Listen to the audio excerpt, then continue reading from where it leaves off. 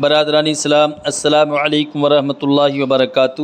الحمدللہ الذی یبدأ الافلاک والارضین والصلاة والسلام علی من کان نبیا وآدم بین الماء والطین وعلی آلہ واصحابہ اجمعین، اما بعد فاعوذ باللہ من الشیطان الرجیم، بسم اللہ الرحمن الرحیم۔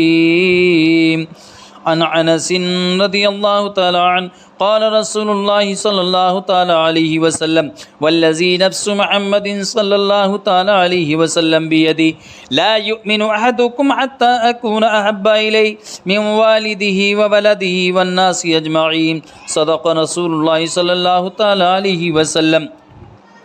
وہ کمال حسن حضور ہے کہ گمان نقص جہاں نہیں، وہ کمال حسن حضور ہے کہ گمان نقص جہاں نہیں، یہی پھول خار سے دور ہے، یہی شمع ہے کہ دھواں نہیں، بخدا خدا کا یہی ہے در نہیں اور کوئی مفر مقر، بخدا خدا کا یہی ہے در نہیں اور کوئی مفر مقر، جو وہاں سے ہو یہیں آ کے ہو، جو یہاں نہیں تو وہاں نہیں۔ اور اعلیٰ حضرت اپنے آقا کی بارگاہ میں خراج عقیدت پیش کرتے ہیں، کروں تیرے نام پہ جاں فدا، کروں تیرے نام پہ جاں فدا، نہ بس ایک جاں دو جہاں فدا، دو جہاں سے بھی نہیں جی بھرا، کروں کیا کرو جہاں نہیں، کروں مدح اہل دوبل رضا، کروں مدح اہل دوبل رضا، پڑے اس بلا میں میری بلا، میں گدا ہوں اپنے کریم کا، میرا دین پارائے نہ نہیں۔ میری ملت کے نوجوانوں، میں نے جس آیت مبارکہ کو اپنا عنوان تقریر بنایا، آئیے اس کا ترجمہ پیش کرنے سے قبل فرط عقیدت اور جوش محبت کے ساتھ سرکاری ذی وقار احمدی مختار شفیع روز شمار کے دربار گہربار میں عقیدت اور محبت کے ساتھ درود شریف کا نذرانہ پیش کریں۔ پڑھیں بآواز بلند، اللہ رب محمد صلی اللہ علیہ وسلم، نحن عباد محمد صلی اللہ علیہ وسلم، صلاۃ و سلام علیک یا رسول اللہ صلی اللہ تعالی علیہ وسلم۔ میری ملت کے نوجوانوں، آج جو میں آپ حضرات کے سامنے بیان کرنے کے لیے جا رہا ہوں، کل ہی کے ٹاپک پہ ہے، جس کا آج میں دوسرا حصہ بیان کرنے کے لیے جا رہا ہوں، اس کو بہت غور سے سماعت فرمائیں۔ اللہ کے رسول صلی اللہ علیہ وسلم ارشاد فرماتے ہیں، اس حدیث کے راوی ہیں حضرت انس رضی اللہ تعالی عنہ۔ حضرت انس رضی اللہ تعالی عنہ روایت فرماتے ہیں کہ اللہ کے رسول صلی اللہ علیہ وسلم نے ارشاد فرمایا، مجھے اس ذات کی قسم جس کے دست قدرت میں مجھ محمد صلی اللہ علیہ وسلم کی جان ہے، کہ اے لوگو، تم میں کا کوئی شخص اس وقت تک مومن کامل نہیں ہو سکتا جب تک کہ اپنی اولاد، اپنے ماں باپ اور تمام لوگوں سے زیادہ مجھ سے محبت نہ کرے۔ تو یہاں پر میری ملت کے نوجوانوں، ایمان کی کسوٹی جو محبت رسول ہے، اس کو ذکر فرمایا ہے پیارے آقا صلی اللہ علیہ وسلم نے۔ تو میری ملت کے نوجوانوں، انسان تو انسان اس ذات بابرکت حضور صلی اللہ علیہ وسلم کی ذات مقدسہ سے وہ چیزیں بھی محبت فرمایا کرتی تھیں، اور ایسی غایت درجے کی محبت کہ جن کے اندر جان نہیں ہوتی ہے، جیسے پتھر اور لکڑی، اور وہ چیزیں بھی جن کے اندر جان ہوتی ہیں جیسے جانور، وہ بھی غایت درجے کی محبت فرماتے تھے۔ تو میری ملت کے نوجوانوں، اسی سے متعلق میں ایک بڑی پیاری روایت، بڑی پیاری حدیث آپ کی سماعتوں کے حوالے کرنے کے لیے جا رہا ہوں، بہت غور سے اور محبت کے ساتھ سنیں تو بات سمجھ میں آئے گی۔ حضور علیہ الصلاۃ والسلام کی تو ذات ہی وہ ہے جس کے ساتھ جنگل کے درندے، درخت کے سوکھے تنے، پہاڑوں کے پتھر اور حیوانات بھی محبت کرتے ہیں۔ بخاری شریف کی بڑی پیاری حدیث ہے، یہ حدیث شریف بخاری شریف کے اندر موجود ہے کہ حضور علیہ الصلاۃ والسلام جب مدینہ طیبہ پہنچے اور جمعے کی نماز کا آغاز فرمایا تو آپ خطبہ دینے کے لیے ایک پرانی کھجور کے تنے کے ساتھ خطبہ ارشاد فرماتے تھے، جو مدت ہائے دراز سے خشک ہو چکا تھا، جس پر کوئی سبز پتا نہ تھا اور نہ ہی پھل۔ کچھ وقت تک آپ علیہ الصلاۃ والسلام کا اسی کے ساتھ کھڑے ہو کر خطبہ ارشاد فرمانے کا معمول رہا۔ آپ کی ایک خادمہ تھی جس کا ایک غلام نجار اور بڑھئی تھا، وہ لکڑی کے کام میں بہت بڑا ماہر تھا۔ تو اس صحابیہ نے اپنے غلام سے کہا کہ حضور علیہ الصلاۃ والسلام کھڑے ہو کر جمعے کے دن خطبہ ارشاد فرماتے ہیں، جس سے آپ کو تکلیف اور اذیت ہوتی ہوگی، تم کوئی ایسی چیز بنا دو جس پر حضور علیہ الصلاۃ والسلام بیٹھ کر خطبہ دیا کریں۔ تو اس نے وہ ممبر بنایا جو اب بھی مسجد نبوی میں موجود ہے۔ جب اس نجار نے ممبر تیار کر لیا تو اس صحابیہ نے عرض کی، یا رسول اللہ صلی اللہ تعالیٰ علیہ وسلم، میں نے اپنے غلام سے ایک ایسی چیز بنوائی ہے جس پر آپ بیٹھ کر یا کھڑے ہو کر خطبہ ارشاد فرمایا کریں۔ تو حضور صلی اللہ تعالیٰ علیہ وسلم نے اسے پسند فرمایا اور مسجد میں لانے کی اجازت دے دی۔ تو جب حضور صلی اللہ تعالیٰ علیہ وسلم تشریف لائے اور اس ممبر پر تشریف فرما ہو کر خطبہ ارشاد فرمانے لگے تو آپ اس جلے ہوئے اور خشک تنے کی طرف تشریف نہ لے گئے تو وہ خشک اور بے جان تنا حضور علیہ السلام کے فراق میں، جدائی میں اس طرح چیخنے لگا جس طرح ماں اپنے گم شدہ بچے کے فراق میں جدائی میں چیختی اور چلاتی ہے۔ کسی شاعر نے کیا ہی خوب کہا ہے، میری ملت کے نوجوانوں، اور حضور صلی اللہ علیہ وسلم کھجور کے اس تنے سے جدا ہوئے جس کے پاس آپ خطبہ ارشاد فرماتے تھے، وہ اس طرح چیخنے لگا جس طرح ماں چیختی ہے جب کہ وہ اپنے گمشدہ بچے کو پا لیتی ہے۔ تو میری ملت کے نوجوانوں، تو چونکہ اللہ تعالیٰ نے حضور علیہ السلام کو سراپا کرم بنایا ہے، آپ نے اسے روتے چلاتے سنا تو ممبر سے نیچے تشریف لائے پیارے آقا اور اس خشک تنے پر شفقت کا ہاتھ رکھا اور فرمایا، اے کھجور کے خشک تنے، اگر تو چاہتا ہے تو میں تجھے سدا بہار بنا دیتا ہوں، تو سرسبز و شاداب ہو جائے گا اور تیرے اوپر ہمیشہ پھل لگتا رہے گا، اور اگر تو چاہتا ہے کہ میں تجھے جنت کے درختوں میں سے ایک درخت بنا دیتا ہوں، تو وہ بوسیدہ تنا اس طرح خاموش ہو گیا اور سکون پذیر ہو گیا جس طرح ماں اپنے بچے کو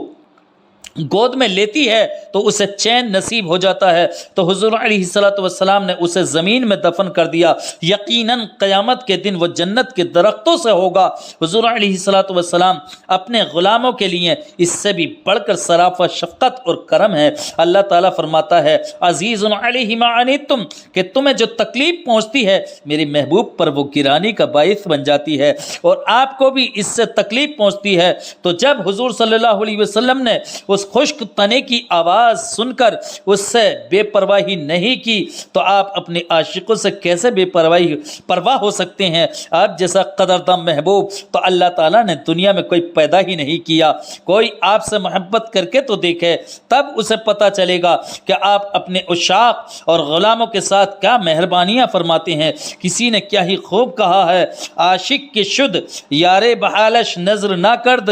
ایک خواجہ درو نیست ورنہ طبیب است۔ شاعر کہتا ہے، اے لوگو تم مجھے یہ تو بتاؤ کہ کسی نے میرے محبوب کے ساتھ سچا عشق کیا ہو اور پرخلوص محبت کے ساتھ آپ کی غلامی کا توق اپنے زیب گلو کیا ہو اور پھر آپ نے اس پر نظر کرم نہ فرمائی ہو اور اس کو یوں ہی روتا اور تڑپتا چھوڑ دیا ہو۔ ان کے لطف کرم میں تو کوئی فرق نہیں۔ کسی کے دل میں جب درد ہی نہ ہو تو مسیحا اور طبیب اس کے سراہنے کیسے آئے گا؟ کیا کبھی ایسا بھی ہوا ہے کہ صحت مند آدمی کے پاس ڈاکٹر یا طبیب اسے دیکھنے آئے؟ طبیب تو اسے دیکھنے کے لیے جاتا ہے کہ جب درد سے کوئی شخص تڑپ رہا ہوتا ہے، جسے بخار نے بھون کر رکھ دیا ہوتا ہے۔ تیمارداری اسی کی جائے گی جو کسی بیماری یا تکلیف میں مبتلا ہو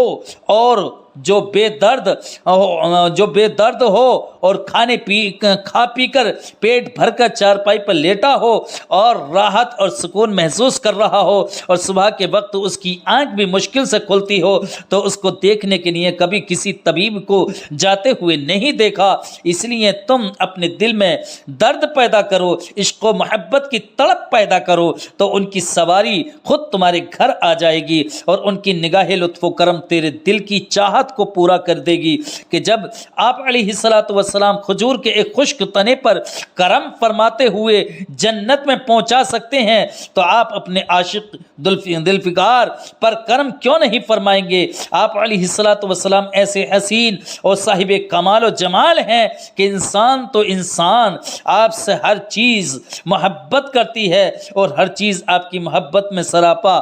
تڑپتی رہتی ہے۔ میری ملت کے نوجوانوں، اللہ کے رسول صلی اللہ علیہ وسلم کی ذات بابرکت وہ ہے کہ اللہ کے رسول سے جس نے محبت کی ہے تو اس کو محبت کا نتیجہ یہ ملا ہے وہ دنیا میں بھی کامیاب رہا اور آخرت میں بھی وہ کامیاب رہا۔ ایک مرتبہ درود شریف کا نذرانہ پیش کریں تو بات میں آگے بڑھاتا ہوں۔ اللہ رب محمد صلی اللہ علیہ وسلم نحن عباد محمد صلی اللہ علیہ وسلم صلاۃ و سلام علیک یا رسول اللہ صلی اللہ تعالی علیہ وسلم۔ میری ملت کے نوجوانوں، ایک عاشق رسول جن کا نام حضرت برا بن مالک تھا، ان کا عشق دیکھیے اور ان کی غایت درجے کی اللہ کے رسول صلی اللہ علیہ وسلم سے محبت دیکھیے کہ وہ اپنی جان تک اللہ کے رسول پر قربان کرنے کے لیے تیار ہیں۔ اور ان کی ہی نہیں، میری ملت کے نوجوانوں، جتنے بھی صحابہ کرام تھے سب کا یہی حال تھا کہ اللہ کے رسول کا جہاں پسینہ گرا وہاں اپنا خون گرانے کے لیے تیار تھے۔ بڑی پیاری روایت میں آپ حضرات کے سامنے پیش کر رہا ہوں، بڑی پیاری حکایت اور واقعہ ہے۔ حضور علیہ الصلوۃ والسلام کے عاشقوں کا ایک اور دلچسپ واقعہ میں آپ کو سنانا چاہتا ہوں۔ مسیلمہ کذاب جو ایک بہت بڑے قبیلے بنو حنیفہ کا سردار تھا، اس نے نبوت کا جھوٹا دعویٰ کر دیا اور اس کے پورے قبیلے نے اس کے دعوے کو تسلیم بھی کر لیا۔ اس نے حضور علیہ الصلوۃ والسلام کی طرف خط لکھا جس میں یہ الفاظ تھے، من مسیلمۃ رسول اللہ الی محمد رسول اللہ صلی اللہ تعالی علیہ وسلم۔ یہ خط اس مسیلمہ کی طرف سے جو اللہ کا رسول ہے، محمد مصطفیٰ صلی اللہ علیہ وسلم کی طرف جو اللہ کے رسول ہیں، اس کے جواب میں حضور علیہ الصلوۃ والسلام نے یہ الفاظ لکھے، من محمد رسول اللہ صلی اللہ تعالی علیہ وسلم الی مسیلمۃ الکذاب۔ حضور صلی اللہ علیہ وسلم کا اسے کذاب کہنا اتنا مشہور ہوا کہ یہ اس کی پہچان کی علامت بن گیا، اور اس نے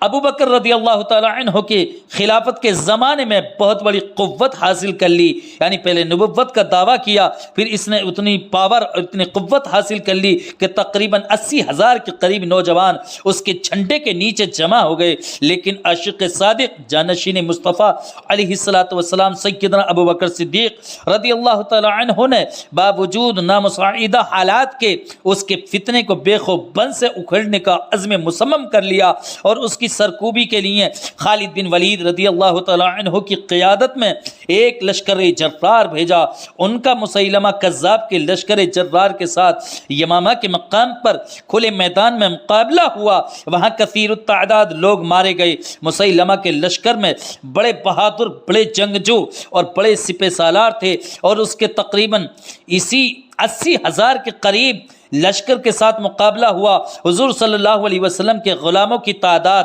10 یا 11,000 کے قریب تھی جو خالد بن ولید کی کمان میں میدان جنگ میں اترے تھے۔ جنگ کا آغاز ہوا، کھلے میدان میں ہوا، گھمسان کا رن پڑا، دشمن کے قدم اکھڑ گئے اور وہ مسلمانوں کے لشکر کے سامنے نہ ٹھہر سکے۔ مسلمانوں کا بھی بہت زیادہ نقصان ہوا۔ 700 کے قریب حفاظ صحابہ کرام کو شہادت نصیب ہوئی۔ اللہ اکبر۔ لیکن مسیلمہ کا لشکر تاب نہ لا سکا، یعنی مسلمانوں کے لشکر کے سامنے اس جھوٹے نبوت کا دعویٰ کرنے والے کا جو لشکر تھا 80,000 کا، وہ نہ رک سکا، اور انہوں نے قریب ہی ایک بہت بڑے باغ میں پناہ لی جس کے ارد گرد بہت ہی بڑی مضبوط اور مستحکم فیصل تھی، یعنی بڑی اونچی اور مضبوط دیوار تھی۔ وہ باغ قلعہ نما معلوم ہوتا تھا۔ مسیلمہ کا لشکر اس کے اندر گھس گیا اور دروازہ بند کر لیا، اور فیصل کی دیواروں پر نیزہ بردار اور تیروں سے لیس پہرے دار مقرر کر دیے۔ اب مسلمانوں کے لیے بظاہر اس کے اندر داخل ہونا ناممکن تھا، کیونکہ اس کے دروازے فولاد کے تھے اور دیواروں پر تیر انداز